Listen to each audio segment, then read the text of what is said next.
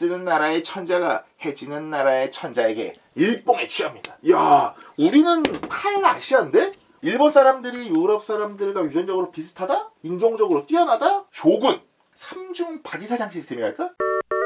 드디어 일본 역사에 대해 아는 척하는 시간이 왔습니다. 일본사는 보고 있으면 뭔가 되게 친숙하고 익숙하면서 뭔가 또 다르고 독특합니다. 무슨 소리냐? 고대사를 보다 보면 확실히 우리나라 영향을 많이 받아서 중앙집권 과정이 우리나라 고대사와 비슷합니다.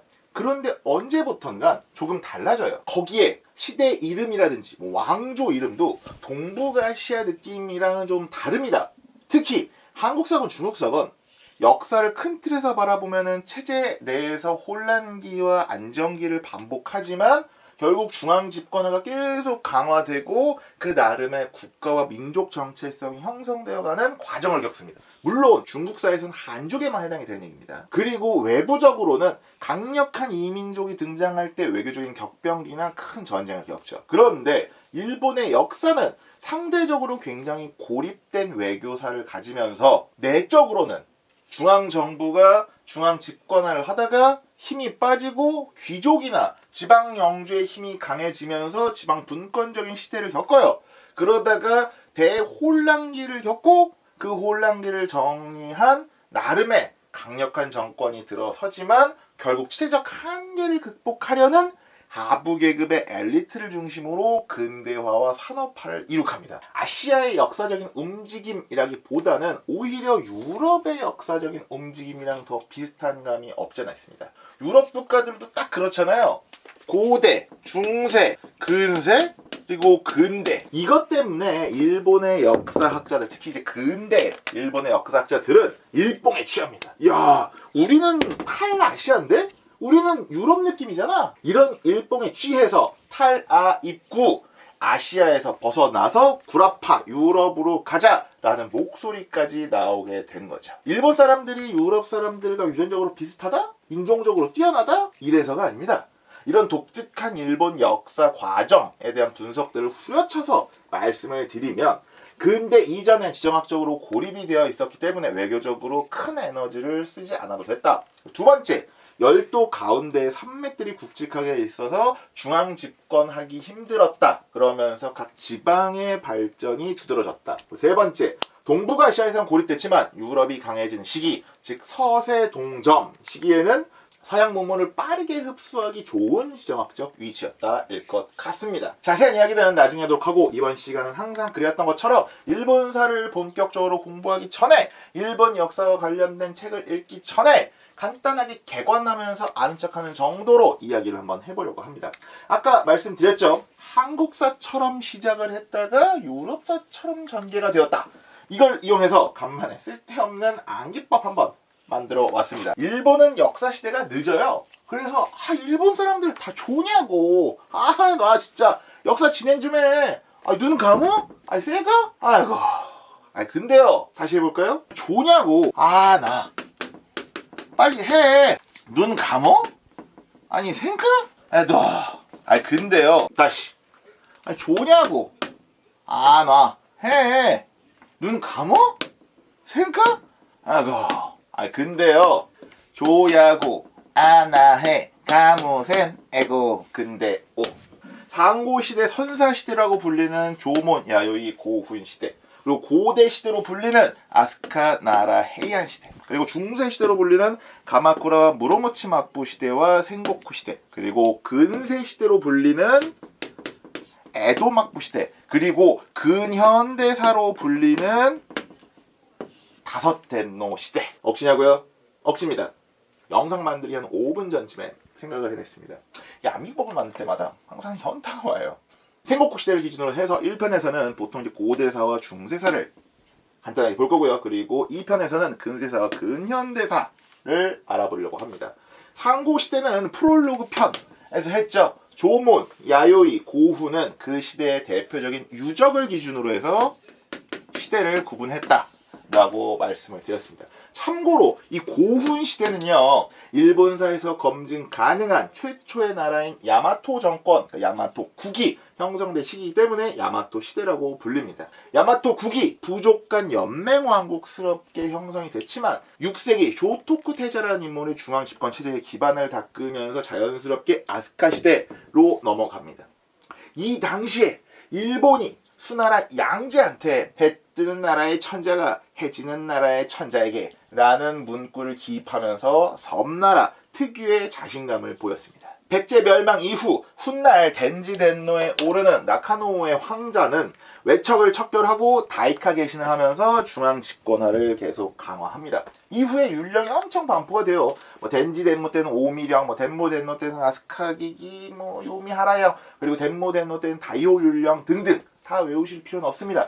다이오 율령 정도는 어디서 들어보신 적이 있으시죠? 여기서 말할 때 율령, 이 율령이라는 말은 중국에서 건너온 체계적인 법 시스템을 우리가 율령이라고 합니다.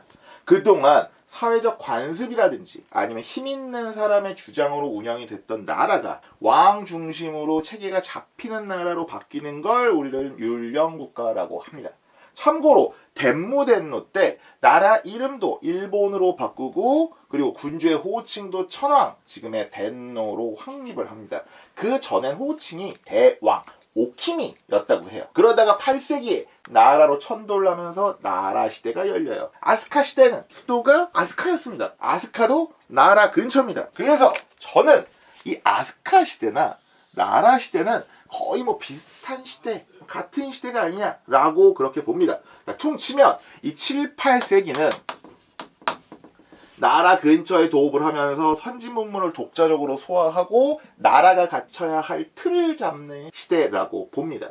그러다가 간모덴노가 수도로 옮깁니다. 어디? 교토 근처로. 처음에는 이제 나가오카로 옮겼다가 갑자기 홍수도 엄청나고 병에 걸리면서 10년 만에 지금의 교토 헤이안으로 옮깁니다.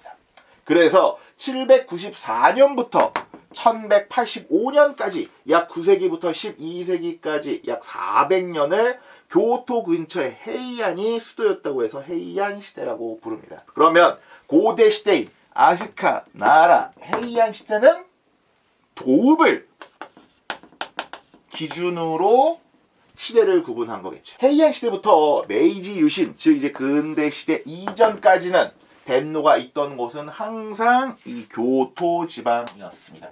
그래서 이 지방을 기나이, 기내, 우리나라로 치면은 경기 지방이라고 불렀던 겁니다. 헤이안, 교토로의 천도. 이 천도 자체가 기존의 기득권의 판을 흔드는 거라서 왕 입장에서는 굉장히 중앙 집권적인 행보죠. 헤이안 시대 초기 60년 정도는 선진 문물 수용을 주도하고 독점한 왕이 전국을 주도하면서 일본 문자인 가나도 여러 가지 만들어졌습니다. 그러나 중앙 집권 체제, 즉 율령 체제가 흔들리면서 셋칸 정치, 섭관 정치가 이루어집니다. 셋칸, 섭관 같은 말입니다.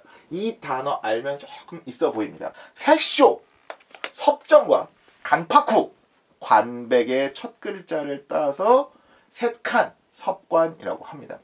우리나라로 치면 세도정치 같은 겁니다. 한 가문이 덴노를 꼭두각시로 만들고 정권을 잡는 거죠. 어린 왕을 앉히고 섭정을 합니다. 그러다가 왕이 크면 관백자리를 만들어서 올라요. 이때부터 일본에서는 이중통치 시스템, 이 바지사장 시스템이 전통처럼 이어집니다. 이 얘기는 좀 더 다시 한번 하도록 하겠습니다.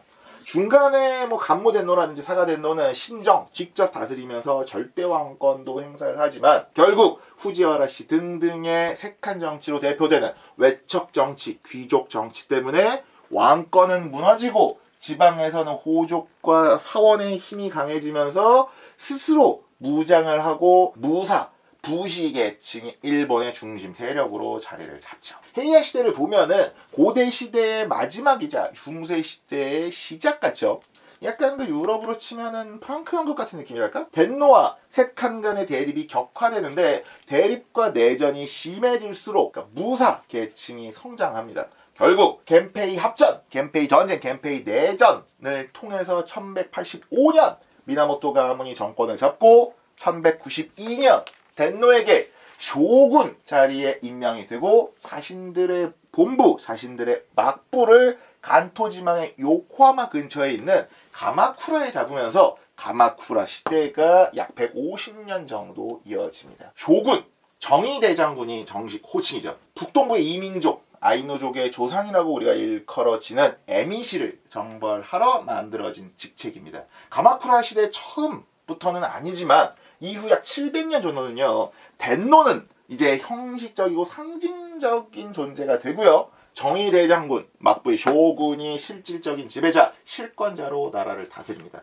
아까 말하는 그 이중 통치 시스템, 이중 바지사장 시스템이 계속 이어지는 거죠. 희한하죠? 그런데 더 희한한 거는 가마쿠라 막부는 얼마 안 가서 삼중 통치 시스템이 됩니다. 그걸 이제 시켄 집권 정치라고 합니다. 가마쿠라 막부는 얼마 가지 않아서 쇼군 가문인 미나모토 가문이 대가 끊겨버립니다.